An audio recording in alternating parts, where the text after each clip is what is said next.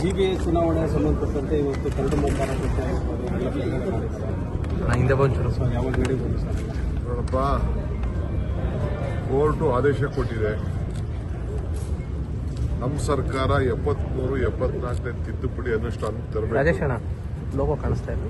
ಯುವಕರಿಗೆ ಅಧಿಕಾರ ಕೊಡಬೇಕು. ಹೊಸಬರು ರಾಜಕೀಯಕ್ಕೆ ಹೊಸ ಪೀಳಿಗೆ ಬರಬೇಕು.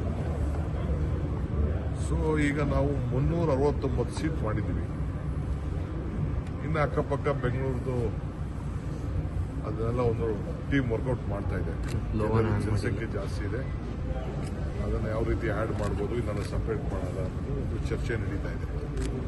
ಅಭಿಪ್ರಾಯ ಅವ್ರು ರಿಪೋರ್ಟ್ ಕೊಟ್ಟಿಲ್ಲ. ಅವರು ಕೊಟ್ಟ ಮೇಲೆ ಅದನ್ನು ನೋಡ್ತೀವಿ. ಯಾಕೆಂದರೆ ಕೆಲವೆಲ್ಲ ತಿಕ್ಲಿ ಪಾಪ್ಯುಲೇಟೆಡ್ ಏರಿಯಾ ಇದೆ.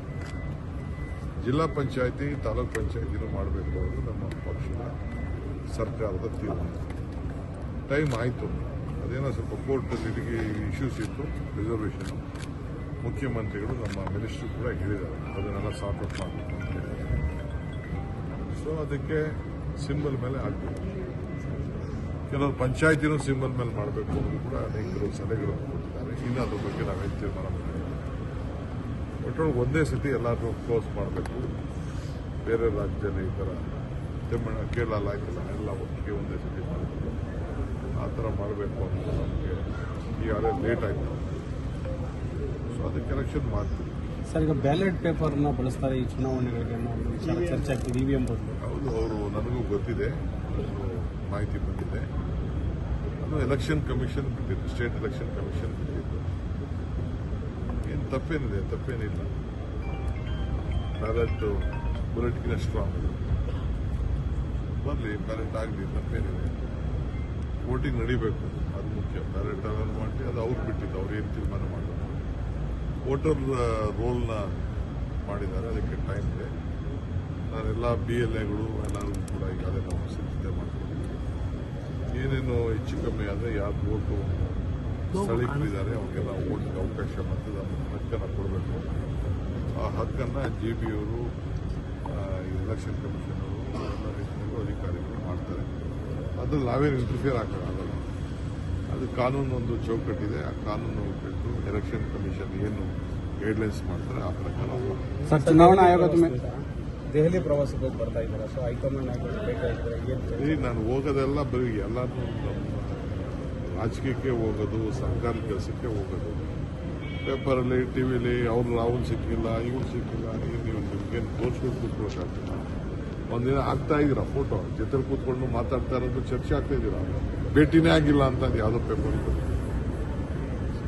ನಾವು ಸುಮ್ಮನೆ ನಾನು ಯಾಕೆ ಮಾತಾಡೋದು ಅಂತ ಇದೆ. ಬಟ್ ಒಂದು ಕಾಲ ಎಲ್ಲದಕ್ಕೂ ಉತ್ತರ ಕೊಡ್ತದೆ ಅಂತ ಹೇಳಿದ್ದೀನಿ. ಅಷ್ಟು ಬಿಟ್ಬಿಟ್ಟು ನಾನು ಚರ್ಚೆ ಮಾಡೋಕ್ಕೆ ಹೋಗೋಣ. ಸರ್, ಹೈಕಮಾಂಡ್ ಒಳ್ಳೆ ನ್ಯೂಸ್ ಕೊಡುತ್ತೆ ಅಂತ ನೆನ್ನೆ ತಮ್ಮ ಅವರು ಹೇಳಿದ್ದಾರೆ. ಸರ್, ತಮ್ಮನು ಹೇಳ್ತಾ ಇದ್ದಾರೆ, ಕಾರ್ಯಕರ್ತರು ಹೇಳ್ತಾ ಇದ್ದಾರೆ, ನೀವು ಹೇಳ್ತಾ ಇದ್ದೀರಿ. ತಮ್ಮ ಬೆಂಬಲಿಗರು ಕೂಡ ಸಾಕಷ್ಟು ನಿರೀಕ್ಷೆ. ಯಾರು ಹೇಳಿದ್ರಿ?